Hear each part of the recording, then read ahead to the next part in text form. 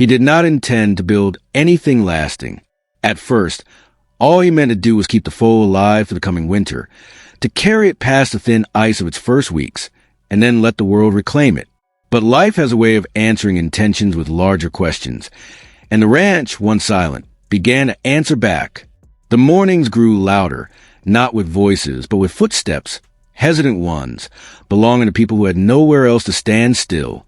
The first was a boy who lingered at the fence after school, his backpack sagging, his eyes always fixed on the foal. The man noticed him the way one notices weather, gradually, without alarm. He never asked the boy's name. He simply left a brush on the fence rail one afternoon and walked away. When he returned an hour later, the foal was cleaner, calmer, and the boy was crying without making a sound. Something loosened in the man's chest then, a small but undeniable shift, like a not remembering it was once a thread. Word traveled the way it always does in quiet places, not loudly, but persistently.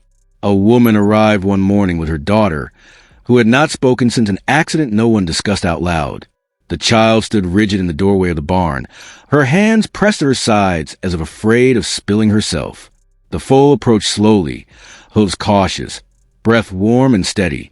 The man watched from a distance, understanding that some bridges collapse under attention. When the foal rested its forehead against the child's shoulder, the girl exhaled, and the sound carried through the barn like the first note of a long-forgotten song. More came after that, a veteran who slept in his truck because closed rooms made his heart race, a teenager whose anger burned too hot for his own skin, a mother hollowed by grief, her posture shaped by apologies she never voiced. No one announced themselves. They simply arrived, drawn by something they could not name, and the man let them stay. He learned, slowly, that healing does not require permission. It only requires space. The foal grew stronger as the seasons turned, its gait evening out, its coat deepening into a rich, impossible sheen. With each improvement, the man felt a quiet fear bloom beneath his pride. Recovery, he had learned, was not a straight road but a narrowing bridge. He worried what would happen when the foal no longer needed him, when its strength erased the reason people came. But the ranch answered that fear, too. The people did not come for the miracle of survival alone. They came for the stillness, for the way the animal listened without judgment, for the way the man himself had begun to listen as well. The true test came on a windless evening, when the foal, no longer foal in any way that mattered, broke into a full run for the first time. The pasture held its breath. Every person present felt the same tight pull behind the ribs, the shared terror of watching something precious risk itself. The animal's injured leg struck the ground, once, twice, then carried it forward without falter. Dust rose. The run lengthened. The horse did not stumble. The man laughed, the sound startling and raw, as if torn from him. He dropped to his knees without realizing he had moved, palms pressed into the dirt, grounding himself in the undeniable truth unfolding before his eyes. Around him, people cried openly, not from sadness but from recognition. They were witnessing proof that brokenness was not an ending. It was a passage. Later, when the light softened and the others drifted away, the man remained at the fence. The horse approached, breathing hard, alive with motion and heat. The man rested his forehead against the animal's neck, feeling the steady drum of its heart.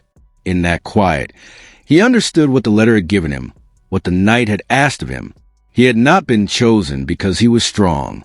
He had been chosen because he was empty enough to be filled. In the days that followed, the barn became a place where time behaved differently. People arrived carrying invisible weights, and they left lighter, though none could say how the burden had shifted. The man learned their rhythms a way he had learned the foal's breathing, sensing when to speak and when to simply stand nearby. He discovered that his own scars, once a source of shame, were now quiet tools, shaping a patience he had never practiced before. Each shared silence rewrote him. One afternoon, the boy from the fence climbed onto the horse's back, his hands shaking, his jaw set with determination. The man walked beside them, ready to catch either if gravity betrayed them. It did not. The horse moved with deliberate care, every step an act of trust. The boy laughed, startled by the sound of himself, and the laugh echoed against the barn walls, settling into the wood like a blessing. The man felt it lodged somewhere deep, permanent. The veteran slept that night inside the barn, curled in clean straw, the horse standing guard without being asked. For the first time in years, no nightmares shook him awake. The woman with the quiet daughter began bringing sandwiches, then stories, then plans. What had started as refuge began to resemble purpose, and purpose, once named, refused to stay small. The climax came not with applause or ceremony, but with choice. Officials arrived, clipboards in hand, offering to relocate the horse, to place it somewhere safer, more suitable, more controlled. The man listened, nodded, understood the logic. When they finished, he looked past them to the gathered faces, children, broken adults, people mid-healing, and then at the horse, calm and present. He said no. The word rang louder than any speech. In that refusal, he claimed them all and himself fully. As the sun dipped low, painting the sky in copper and ash, the horse stood beside him, free and grounded. The man closed his eyes, breathing in hay and warmth. The story was no longer about a mystery or a miracle. It was about what people become when they choose to stay, to carry one another across the fragile crossing between hurt and hope. He stayed there until the stars emerged, understanding that some doors open only once. And when they do, they ask everything of you, offering nothing certain except the chance to matter, to be present, and to remain when leave would be easier. For life, always onward. Time did not heal the ranch so much as it learned to move differently within it. Days no longer arrived as burdens to be endured, but as quiet invitations. Morning light slipped through the barn slats and pale ribbons, landing on faces that had learned how to breathe again. The man woke earlier now, not from habit or fear, but from anticipation. There were people coming. There was work that mattered.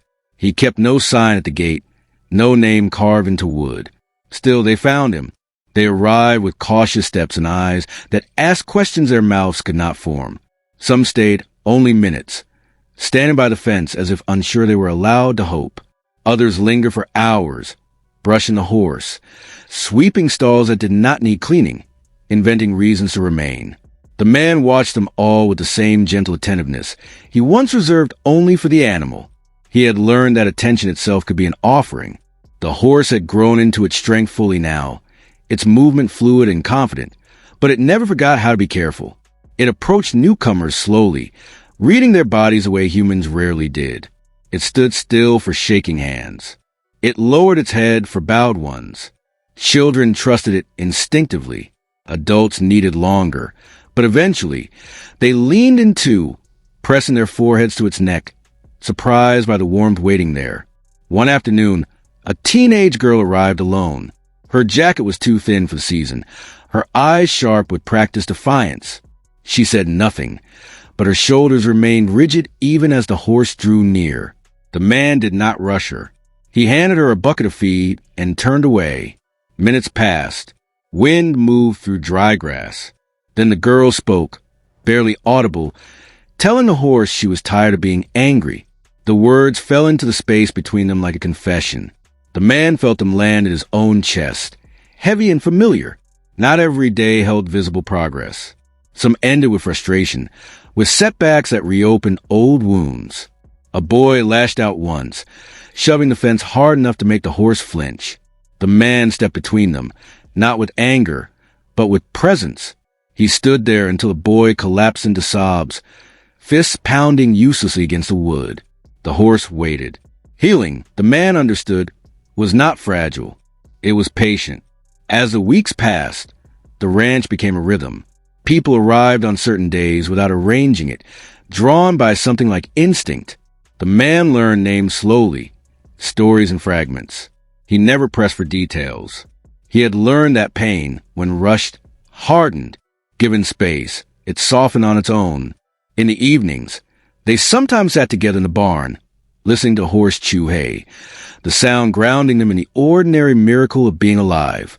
The man himself was changing in ways he did not fully recognize. His sleep deepened. His laughter came easier.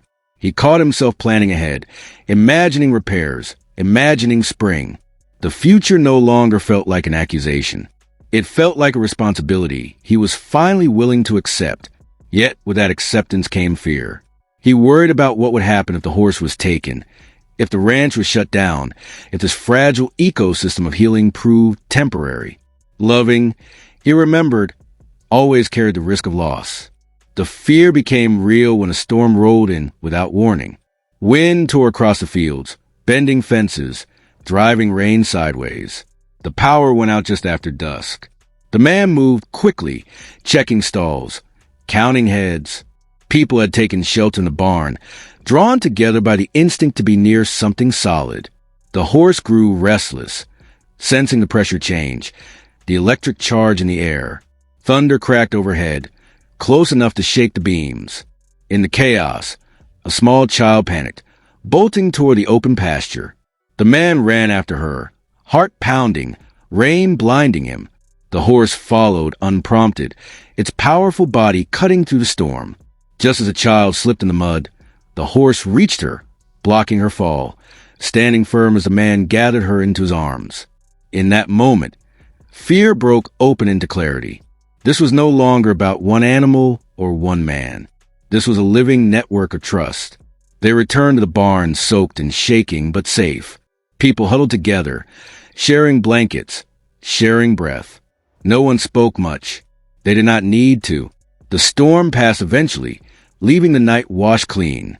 When the lights flickered back on, something else ignited too. Resolve. The man saw it in their faces. This place mattered. It was worth protecting. In the days that followed, help arrived without being asked. Lumber, feed, volunteers. A retired carpenter fixed a leaning gate. A nurse offered basic first aid training.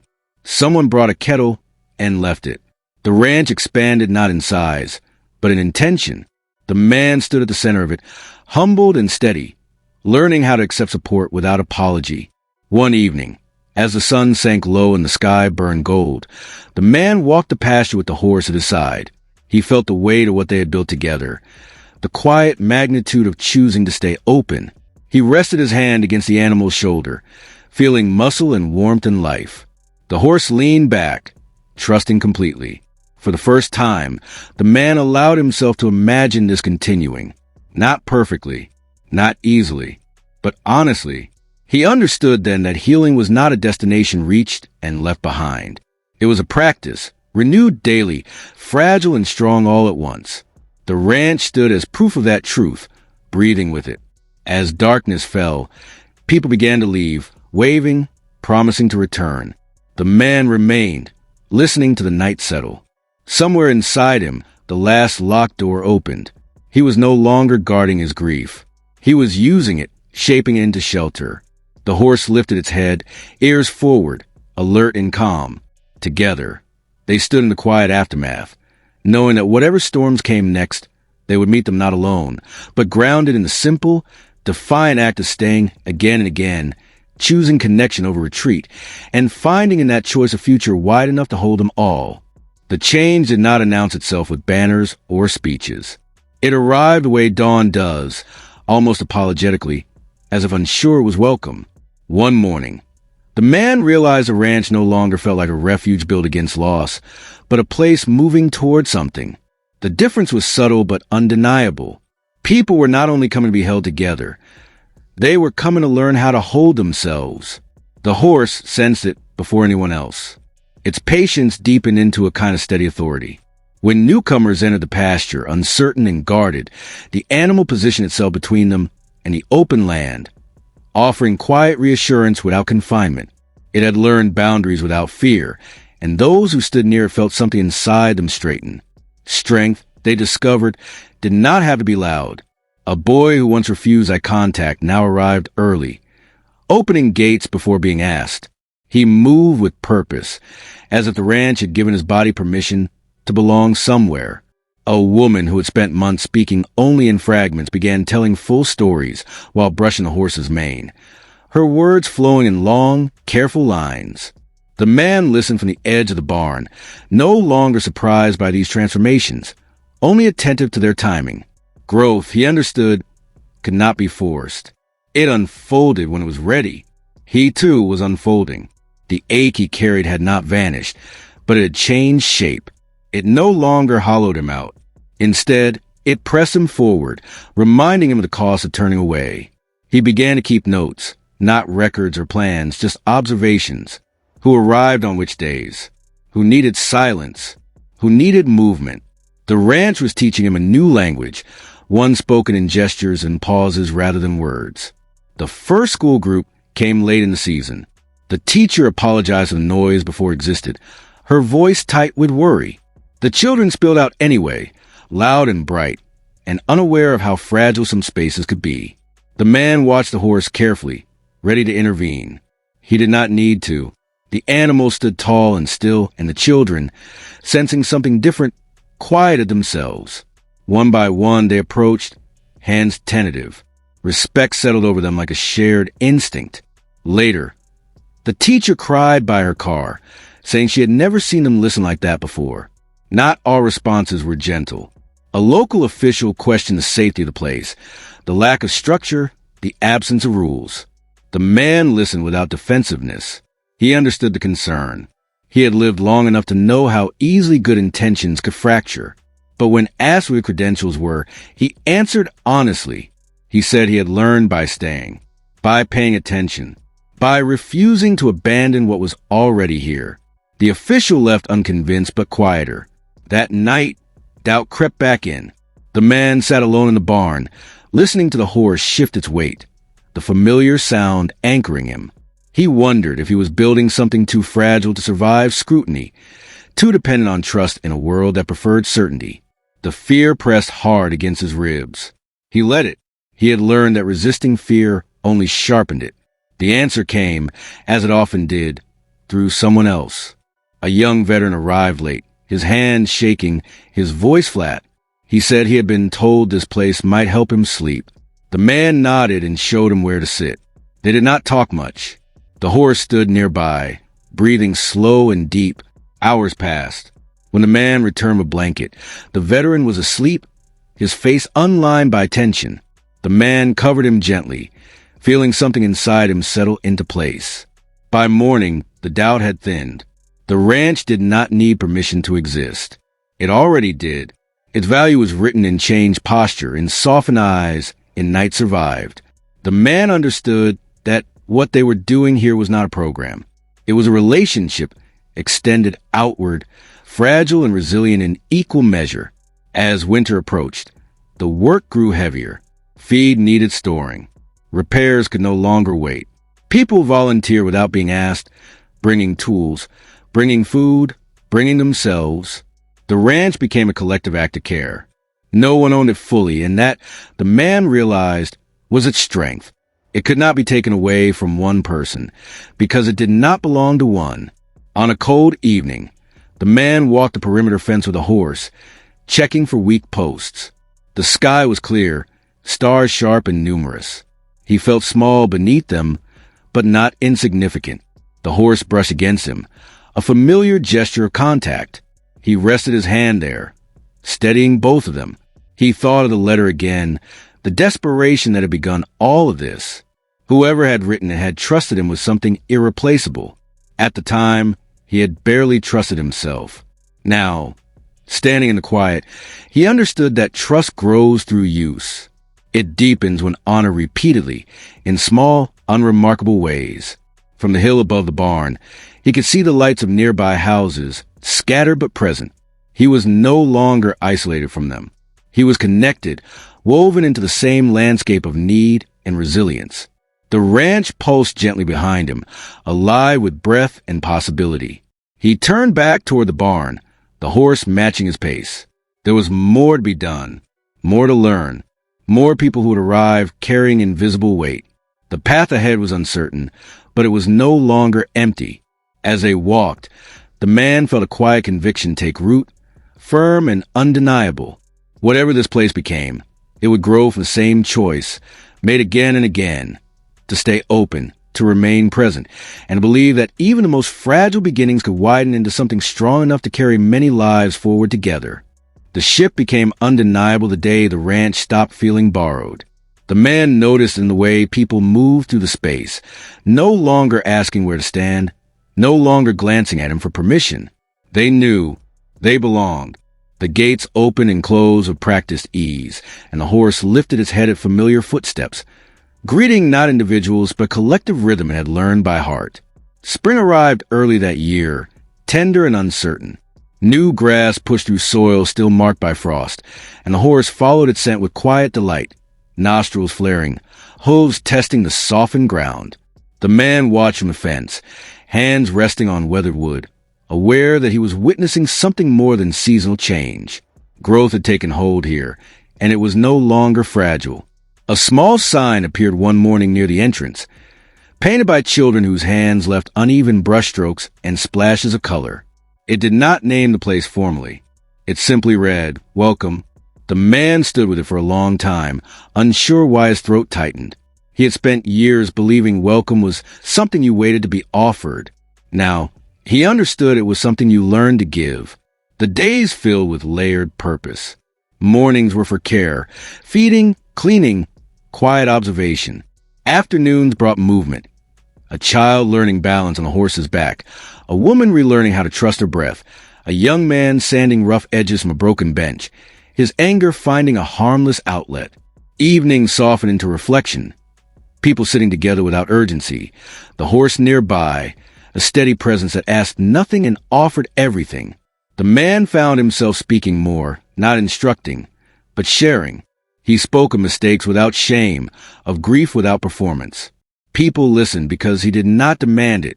His words carried weight precisely because they were spare. He had learned that guidance, offered gently, often traveled further than commands shouted loudly. One afternoon, a journalist arrived, camera slung low, eyes searching for spectacle. The man felt a familiar flicker of resistance. He did not want the ranch turned into a story that belonged to someone else. But he also knew retreat would only shrink what had grown. He agreed to a walk, nothing more. They spoke as the horse grazed nearby, unconcerned. The man did not offer a narrative of miracles. He spoke instead of attention, of staying, of how healing often looked like nothing at all until you realized everything had changed. The article, when it appeared, was quiet. It did not promise transformation. It described a place where people came apart safely and learned, slowly, how to reassemble. More visitors followed, not in waves, but in steady trickles. The ranch absorbed them the way the earth absorbs rain, without flooding, without loss. Not every arrival stayed. Some people came once and never returned. The man learned not to chase them. Healing, he had discovered, did not obey schedules. It met people where they were willing to stop. Still, he kept the gate open, trusting that those who needed to would find their way back. The horse aged into its role, muscles strong, eyes wise. It moved with a deliberateness that commanded respect without fear. Children learned quickly that rushing earned nothing here. Patience was the only language spoken fluently. The horse taught it better than any human could. There were hard days, too. A funding request denied. A winter storm that damaged fencing and strained resources. A loss in the community that reopened old wounds. On those days, the man felt the weight of responsibility press heavily, but he no longer carried alone. People showed up wordlessly, doing what needed doing. The ranch held them, and they held it. One evening, as the sun dipped low and the fields glowed amber, the man stood beside the horse, watching a group of teenagers walk the fence line, laughing softly. He felt a sudden clarity settle over him, sharp and gentle at once. This was no longer about recovery alone. It was about continuity, about teaching people how to care for something beyond themselves, and in doing so, discovering their own worth. He reached out, resting his hand against the horse's neck. The animal leaned in, familiar and grounding. In that contact, the man felt the past loosen its grip. The pain that had once defined him now informed him, shaping decisions rooted in compassion rather than fear. He had not erased his grief. He had given it work to do. As night settled, lanterns flickered on, casting warm circles of light across the yard. Voices drifted, calm and unforced. The ranch breathed with them, alive in a way buildings rarely are. The man stayed where he was, listening, absorbing the sound of lives intersecting gently. He understood then that what had begun as an unanswered question, a locked barn, a desperate letter, had become an answer offered daily, not a promise of ease, but a commitment to presence. The future remained uncertain, as it always would. But standing there, hands steady against a living heartbeat, the man felt ready. Whatever came next would be met the same way this had been, with open hands, patient attention, and the courage to remain when turning away might have been simpler. By the time summer settled fully into the valley, the ranch had become something people spoke about in lowered voices, as if naming it too loudly might disturb what lived there. It was no longer unusual to see cars pulled carefully along the dirt road, dust settling slowly behind them, drivers pausing before stepping out as though crossing into a different weather system. The man noticed how often people stopped at the gate, one hand resting on a latch, eyes closed for a moment, preparing themselves. He recognized that pause. It was the same one he had learned to take before choosing to stay. The horse had grown accustomed to this threshold ritual. It often stood nearby, head lowered, breathing deep and even, as if anchoring the space itself. Newcomers responded without instruction, mirroring the calm, lowering their voices, slowing their movements. The ranch taught without words. It corrected gently. It asked for honesty and offered safety in return. A young couple arrived one afternoon with a boy no older than 10, his body stiff with guarded tension. He kept his hands clenched, knuckles white, his gaze fixed on the ground. The man knelt to his level, but did not speak. He simply waited. The horse took a step forward and then stopped, respecting the distance. Minutes passed. Wind moved through tall grass. Finally, the boy lifted his head and looked directly into the horse's eyes. Something passed between them. Recognition, perhaps, or permission.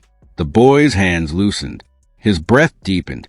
The parents watched, stunned by a change too subtle to explain, but too real to deny. Moments like that accumulated, layering themselves into the structure of the place. The man felt their weight, not as burden but as responsibility. He began to understand that what he was holding now was trust, fragile and powerful. It demanded care, consistency, and a willingness to face discomfort without retreating. He had spent years avoiding that exact demand.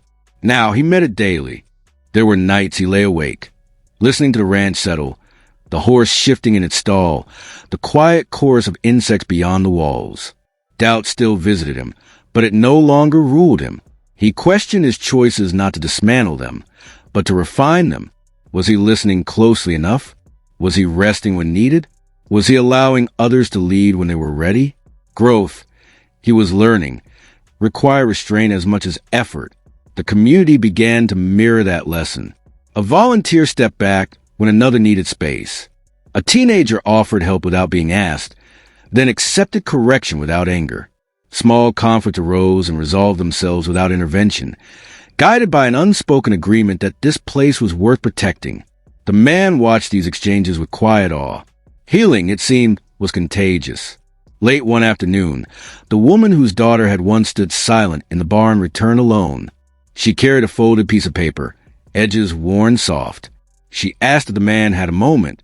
They sat on overturned buckets near the fence, the horse grazing within reach. The woman unfolded the paper to reveal a short paragraph written in careful, uneven handwriting. It was the girl's first story. Not about the accident, not about fear, but about a horse who listened and a place that didn't rush her. The man read it slowly, aware of the weight of each word. When he looked up, the woman was crying openly, her shoulders shaking. He did not speak. He stayed. The ranch did not erase pain. It made room for it. That distinction mattered. People did not come here to be fixed. They came to be seen without being reduced to what had hurt them. The horse embodied that truth effortlessly. It responded to who stood before it, not to their history. In its presence, people felt briefly unburdened by explanation. One evening, a fire was built in the clearing, modest and controlled. People gathered around it, hands extended toward the warmth. Someone brought a guitar but played softly, careful not to dominate the space. Laughter rose and fell naturally. The man sat slightly apart, watching the light play across faces no longer held tight by vigilance. He felt a deep, steady gratitude, tempered by humility. This was not his doing alone. He was a steward, nothing more and nothing less. As the fire burned low, the horse approached, drawn by the quiet energy. It stood at the edge of the circle, unafraid, eyes reflecting flame. The sight stilled everyone. In that shared silence, the man felt something settle into clarity. The ranch was not defined by walls or land, or even by him. It was defined by a practice. The choice to remain present with one another, especially when it was uncomfortable, especially when it would be easier to leave. Later, when the fire had faded to embers and people began to drift home, the man stayed behind with the horse. The sky stretched wide above them, stars sharp and numerous. He rested his hand against the animal's shoulder, grounding himself in its steady warmth. He thought of the road ahead, of challenges yet to come, of losses that would inevitably arrive. None of that frightened him the way it once had. He had learned something essential here, something the letter could never have taught him alone. Healing was not a single act of rescue. It was a commitment renewed daily, shaped by attention, patience, and courage. It asked for presence, not perfection. Standing there in the quiet aftermath of another day, the man understood that whatever storms lay ahead, this place, and the people it gathered, had learned how to stand together, and that knowledge, once earned, could not easily be taken away. Autumn returned without ceremony, slipping into the valley the way memory does, softly, insistently, impossible to ignore. The cottonwoods along the fence line flared gold, and the air carried that brittle clarity that made every sound feel closer. The ranch responded to the season like a living thing, adjusting its rhythm, slowing where it once rushed, tightening where it had learned what mattered. The man felt the change most in himself. He no longer counted days by survival or crisis. He measured them by presence, by who showed up and how they stood, by the moments when someone breathed differently than when they arrived. Grief still lived in him, but it had settled into a quieter room, no longer demanding the center of his attention. Purpose had taken that place, steady and demanding in a gentler way. The horse moved to the pasture with an awareness that bordered on reverence. It lingered longer with those who trembled, stepped aside for those who needed space, and followed children at a careful distance, as if guarding futures not yet formed. People began to notice that the horse seemed to know when someone was about to leave for good. On those days, it stayed close, head low, eyes calm, offering one last unspoken invitation to remain connected, even if only in memory. A young man who had been coming for months announced one evening that he was leaving town. He said it casually, as if it meant nothing, but his hands betrayed him, twisting together as he spoke. The group listened without interruption.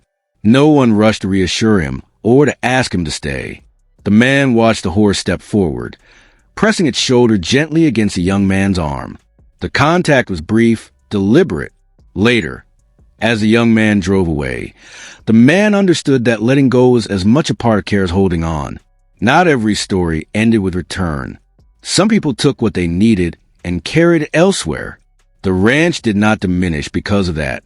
It expanded invisibly, sending its influence outward in ways the man could not track. He learned to trust that unseen continuity, to believe that what was practiced here would surface again, somewhere else, when it was needed most. Challenges continued to arrive, quieter now, but no less real. Supplies ran thin some months. Regulations tightened. The man spent long evenings at the kitchen table. Paper spread before him, learning languages he had once avoided. Budgets, permits, compromise. It exhausted him in new ways. But when he faltered, someone always appeared beside him, steadying the load. A woman brought soup. A teenager offered to make calls. A veteran sat with him in silence until the numbers stopped blurring. The ranch had taught them how to show up. Now they did. One morning, after the first frost silvered the fields, the man found the horse standing at the far edge of the pasture, gazing toward the horizon. He walked out slowly, boots crunching on frozen grass. The horse did not turn when he approached. It waited. Together, they stood facing the wide, empty distance, the world opening outward in pale light. The man felt a sudden swell of emotion, sharp and bright. He realized he was no longer afraid of what he might lose. He was grateful for what he had been trusted to hold. If you were moved by this story, and want to see more miracles that touch the heart, like our video and subscribe to the channel. Every story here is a reminder that even the smallest act of care can change lives, sometimes forever. Don't miss the next one. Click that subscribe button and stay part of these journeys of hope.